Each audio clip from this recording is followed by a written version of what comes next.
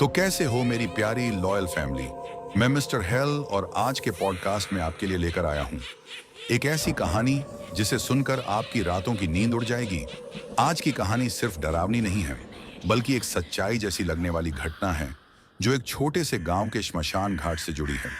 कहते हैं कि आधी रात के बाद उस जगह पर कोई नहीं जाता, लेकिन कुछ लोग होते हैं जिन्हें सच जानने का शौक होता है, और यही शौक उन्हें ऐसी जगह ले जाता है जहां से वापस आना आसान नहीं होता। आज की कहानी चार दोस्तों की है जो हिम्मत दिखाने के चक्कर में उस श्मशान घाट में घुस गए, लेकिन उन्हें नहीं पता था कि उस रात वे अकेले नहीं होंगे। वहां कोई उनका इंतजार कर रहा था।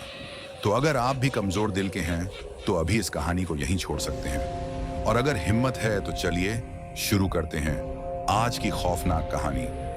आधी रात का श्मशान घाट। आधी रात का समय था। गांव के बाहर पुराने श्मशान घाट के पास ठंडी हवा चल रही थी।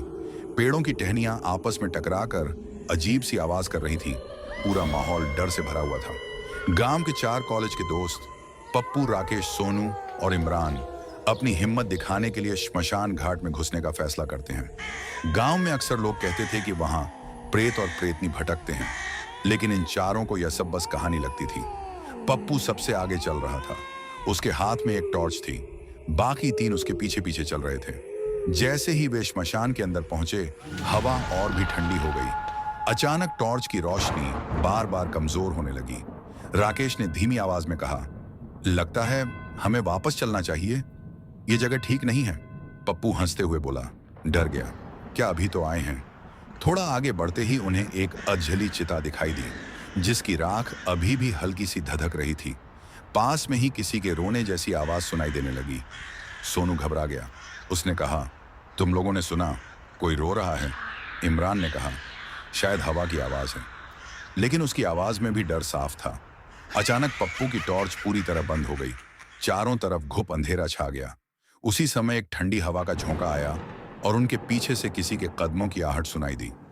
चारों ने पीछे मुड़कर देखा तो एक औरत खड़ी थी।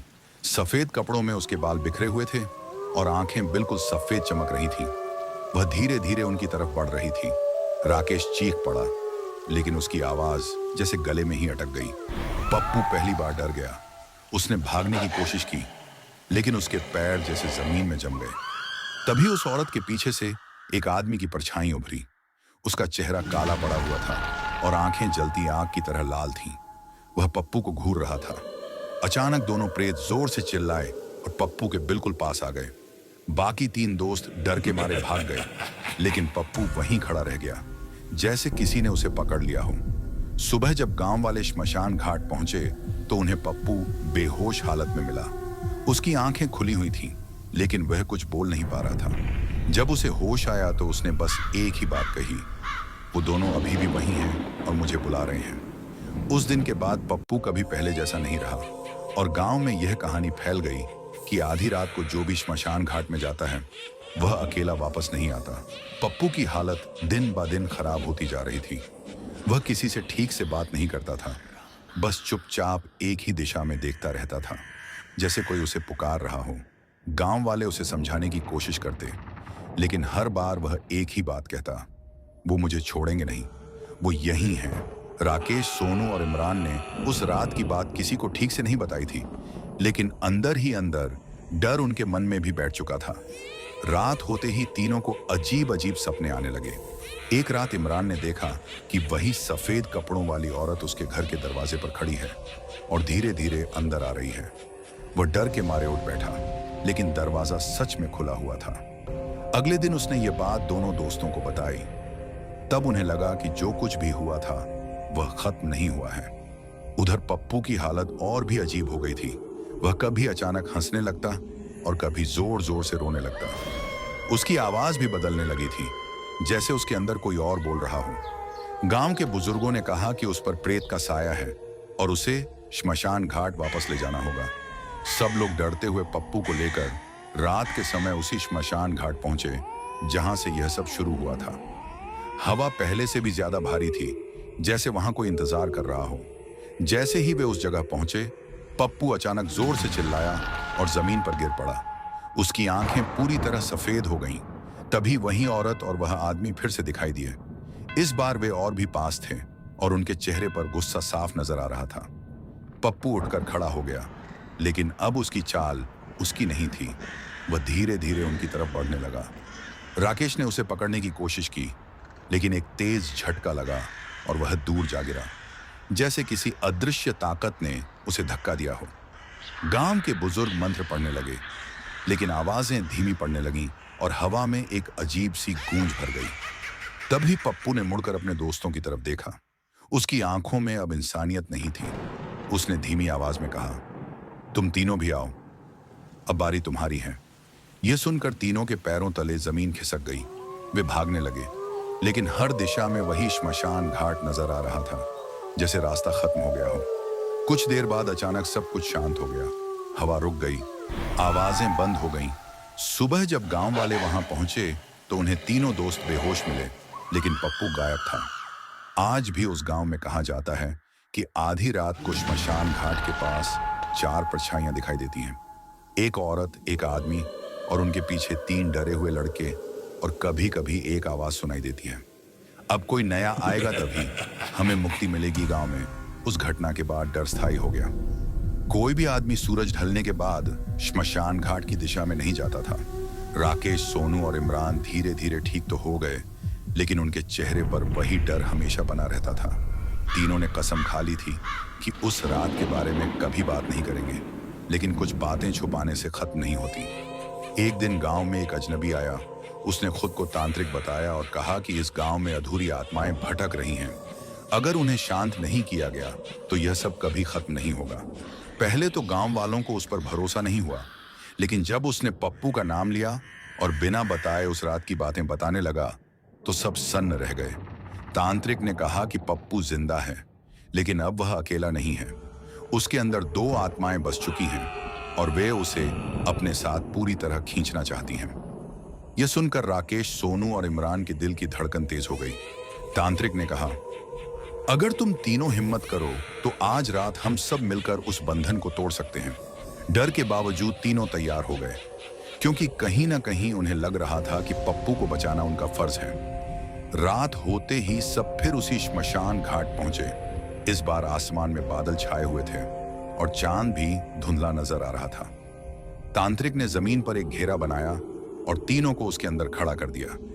उसने चेतावनी दी कि चाहे कुछ भी हो जाए, इस घेरे से बाहर मत निकलना। जैसे ही मंत्र शुरू हुए, हवा अचानक तेज हो गई, राख उड़ने लगी और पेड़ों की शाखाएं जोर जोर से हिलने लगी। कुछ ही पलों में वही औरत और आदमी फिर से दिखाई दिए, लेकिन इस बार उनके साथ पप्पू भी था। उसका चेहरा काला पड़ चुका था और आंखें खाली लग रही थीं।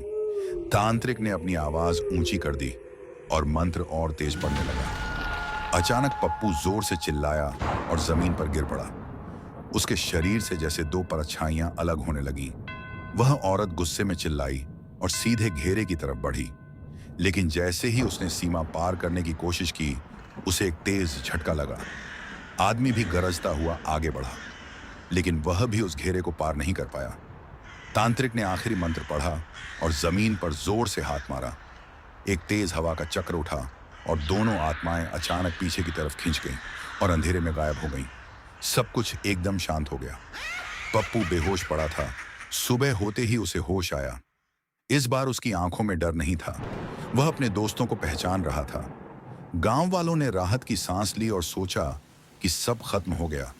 लेकिन उसी रात गांव के किनारे रहने वाले एक बूढ़े आदमी ने देखा कि श्मशान घाट की तरफ फिर से एक हल्की सी रोशनी जल रही है और उस रोशनी के पास 2 धुंधली परछाइयां खड़ी थीं।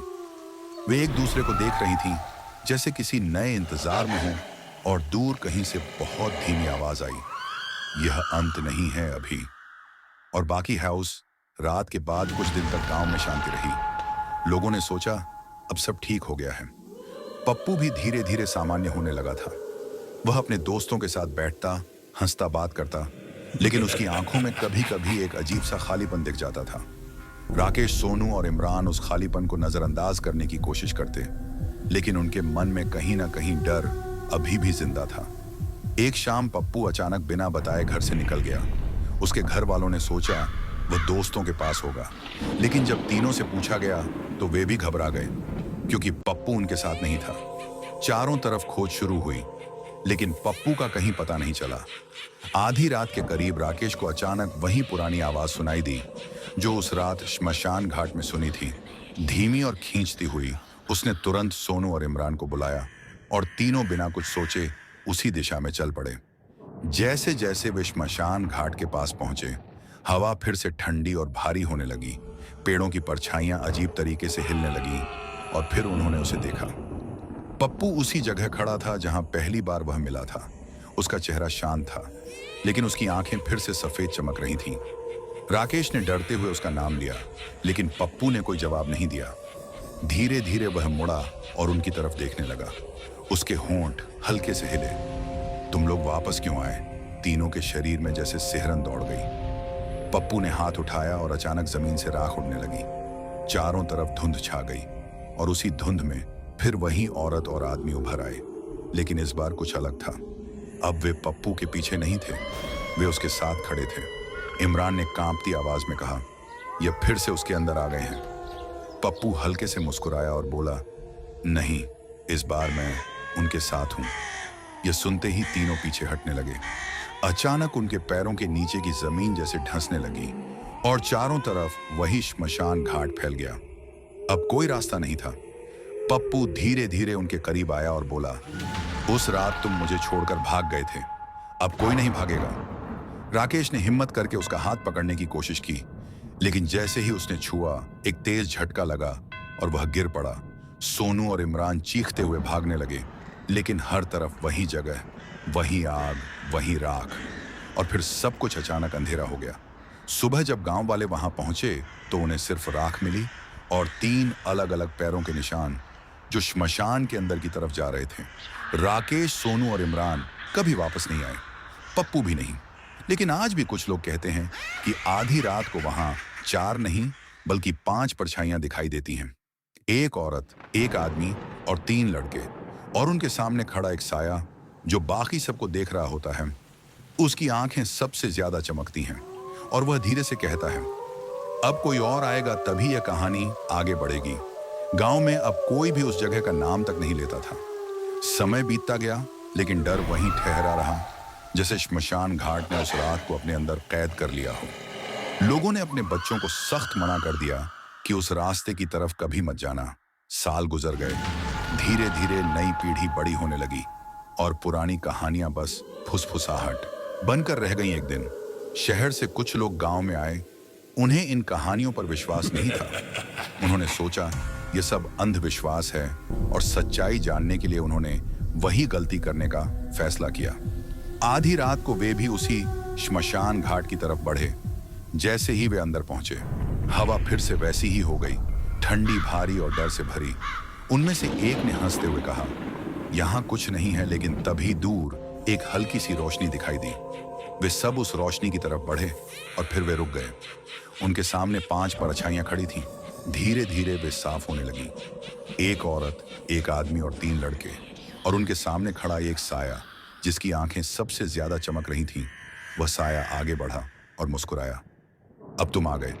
इतना सुनते ही अचानक चारों तरफ से हवा का भयानक झोंका उठा और उनकी चीखें अंधेरे में खो गईं। सुबह जब गांव वाले वहां पहुंचे तो फिर वही सन्नाटा था। बस राख में कुछ नए पैरों के निशान थे जो अंदर की तरफ जा रहे थे, और इस बार उन निशानों की गिनती ज्यादा थी।